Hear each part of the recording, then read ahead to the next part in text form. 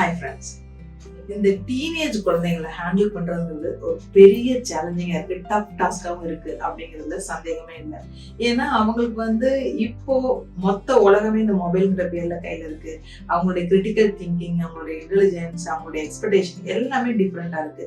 So that அவங்களுக்கு நம்மளால handle பண்ண முடியல. முக்கியமா ஹேண்டில் பண்ண முடியாதுக்கு என்ன காரணம் பார்த்தீங்கன்னா, அவங்க பிரெயின் பேட்டர்ன் அதுல இருக்க திங்கிங் ப்ராசஸ் வேற, நம்ம ஏஜுக்கு அஸ் அ பேரண்ட்ஸா நமக்கு இருக்க மெச்சூரிட்டிக்கு நம்மளோட திங்கிங் பேட்டர்ன் வேற.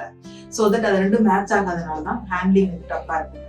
இப்போ அந்த குழந்தைங்க வயசை தாண்டிதான் நாம வந்திருக்கோம். நம்ம வயசுல அளவுக்கு மெச்சூரிட்டி அவங்களால திங்க் பண்ண முடியாது. ஆனா அந்த குழந்தைங்களோட டீனேஜ் வயசு அளவுக்கு மெச்சூரிட்டிக்கு நாம திங்க் பண்ண முடியும் அப்படிங்கிற ஒரு அவேர்னஸ் இந்த பேரண்ட்ஸ்க்கு வேணும் முக்கியமா. சோ எல்லா பேரண்ட்ஸும் நான் என்ன சொல்றேன் அதை அப்படியே கேளு அப்படின்னு சொல்றத முதல்ல ஸ்டாப் பண்ணணும். ஓப்பன் டாக், அவங்களுக்கு ஃப்ரீயா பேசுறதுக்கு நம்ம தயாரா இருப்பாங்க. எதா இருந்தாலும் மறைச்சு மாத்தி பேசாம இதுதான் பிரச்சனை, திஸ் இஸ் த சிச்சுவேஷன், இப்ப இதுதான் நடக்குது அப்படிங்கிற ஓப்பன் டாக் அவங்கள்ட்ட வச்சுக்கிறது ரொம்ப ரொம்ப முக்கியம். நம்பர் 1. நம்பர் 2 என்னன்னு பாத்தீங்கன்னா, லிசனரா இருக்கணும். அவங்கள்ட்ட நிறைய நம்ம கேட்கணும், பேசக்கூடாது. இப்ப நம்ம உல்டா பண்ணிட்டு இருக்கோம், நிறைய பேசிட்டு இருக்கோம்.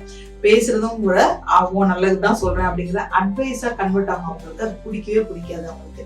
ஆனா ஒரு நல்ல லிசனரா இருக்கும்போது அவங்கள நீங்க நிறைய பேச விட்டு கேட்டீங்கன்னா மட்டும்தான் அவங்களுக்கும் நமக்கும் இடையே இருக்க அந்த புரிதல் அதிகப்படும்.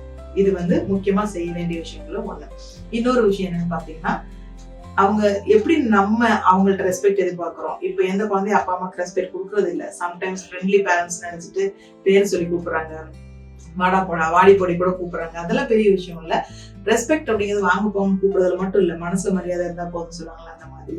ஆனா அதையும் தாண்டி நான் என்ன சொன்னாலும் கேட்க மாட்டேங்கிறான், வேறனே ஆப்போசிட்டா பண்றான் அப்படின்னு நம்ம வருத்தப்படுற நிறைய பேரண்ட்ஸ் நான் பார்த்துட்டு இருக்கேன், கேட்டுட்டு இருக்கேன்.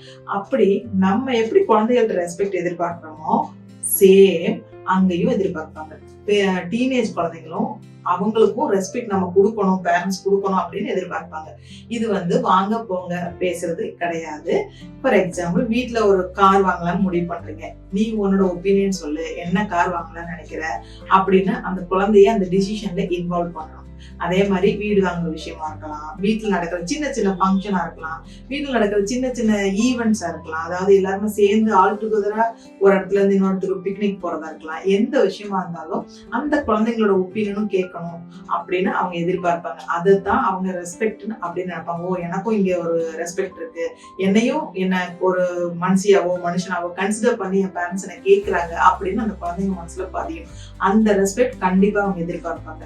அது கொடுக்காத இடங்கள்ல அந்த குழந்தைங்க அதை கோபமா மனசுல பதிய வச்சுப்பாங்க. இந்த மாதிரி கோபங்கள் ரிப்பீட்டடா பதிஞ்சு அவங்கள நம்ம என்ன சொன்னாலும் அவங்களும் கேட்க மாட்டாங்க. பேரண்ட்ஸ் என்ன சொன்னாலும் கேட்க மாட்டாங்க. என்னைய மதிக்கிறதே இல்லை, நான் மட்டும் இவங்களை மதிக்கணும் அப்படின்னு அவங்களுக்குள்ள அந்த தாட் ப்ராசஸ் போகும். சோ தட் அவங்களுக்குன்னு கொடுக்க வேண்டிய இடத்துல எல்லா டிசிஷனும் எடுக்கலையாலும் சின்ன சின்ன விஷயங்கள்ல காமன் ஃபேக்டர்ல அவங்களுக்கு ரெஸ்பெக்ட் கொடுத்து அவங்கள்ட்ட அவங்களோட ஒப்பீனியன் கேட்கறது ரொம்ப ரொம்ப முக்கியமா இருக்கு. அது மட்டும் இல்லாம அவங்களோட ஃப்ரெண்ட்ஸ் சர்க்கிள்ல வாட்ச்ஃபுல்லா இருக்கணுமே தவிர ஸ்பை மாதிரி நம்ம பண்ணக்கூடாது. நீங்க கவனிக்கலாம், அவங்க ஃப்ரெண்ட்ஸ் யாருன்னு தெரிஞ்சுக்கலாம், அவங்கள வீட்டுக்கு கூப்பிடலாம், வரலாம், இன்டராக்ஷன் எல்லாமே பண்ணலாம். ஆனா ஸ்பை வேலை பண்ணா அவங்களுக்கு அது பிடிக்காது குழந்தைங்களுக்கு. இந்த மாதிரி விஷயங்கள்லாம் பண்ணாம இருந்தாலே பேரண்ட்ஸோட குழந்தைங்களுக்கும் டீனேஜ் குழந்தைகளை ஹேண்டில் பண்றது ஈஸியா இருக்கும். நமக்கும் அவங்களுக்குமான கேப் ரொம்பவே கம்மியாயிரும். திங்க் டிஃபரண்ட், கொஞ்சம் மாத்தி தான் யோசிக்கலாமே. நன்றி.